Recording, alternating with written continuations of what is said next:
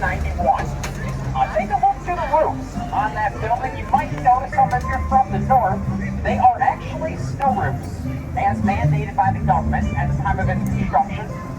All government buildings built at that time had to have them.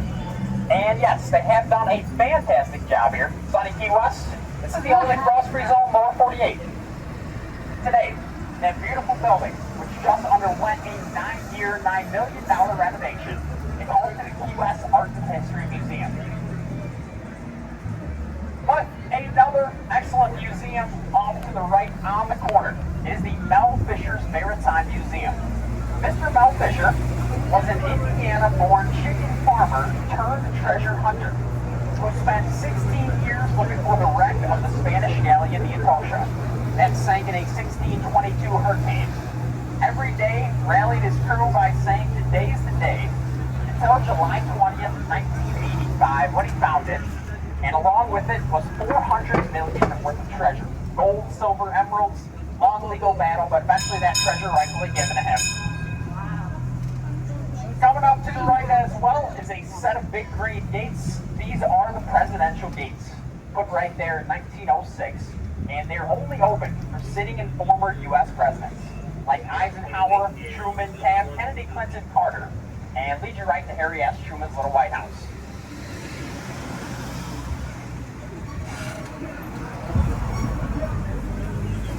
Here in the Keys, we have over 600 species of flowering plants and trees, most of which not native to the area. Coming up to the left is an excellent example of a banyan tree. And they're part of the ficus family. They start off like a normal tree, but then their branches drop roots. The roots hit the ground, take hold, they become new trunks.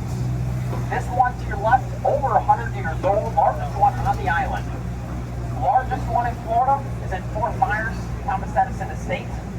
Largest one, United States, Hawaii. But the largest one in the world, that is in India, and it covers nearly 5 acres.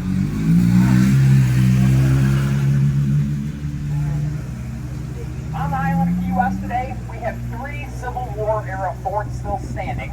To the right of us, in the center of the block, is what they built to resemble one. That's the Key West Post Office, which was designed by architect and 5-term mayor of Key West, Mr. Sonny McCoy. And this man always did something a little bit crazy, a little bit wild to get publicity around the times of re-election. Craziest thing he did was to slalom water ski, just one, from here in Key West, clear to Havana, Cuba. Took him just over 6 hours and landed him in the Guinness Book of World Records.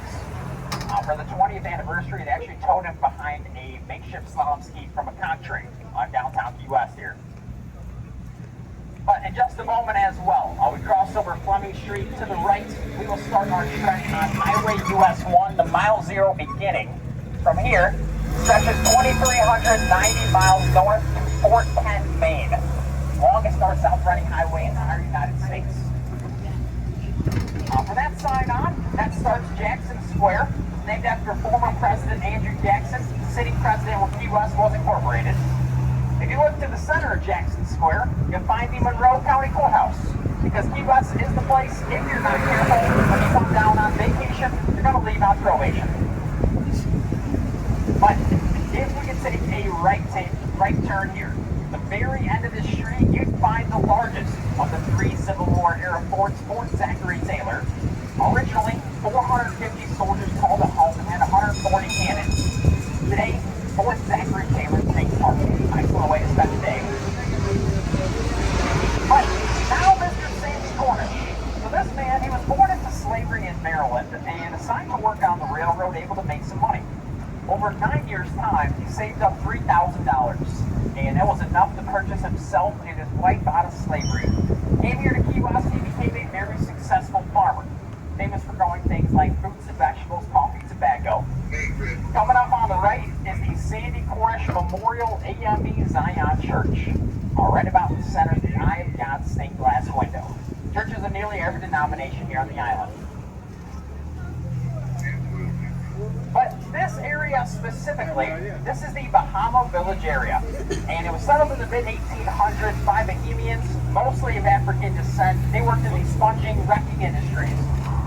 Today, the hub of Bahama Village is Blue Heaven, an extremely popular family restaurant one block to the right down Petronia Street, which was voted the best key lime pie on the island. But at one point, there was a Blue Goose Arena, a boxing arena, and one of the most notable referees was Mr. Ernest Hemingway.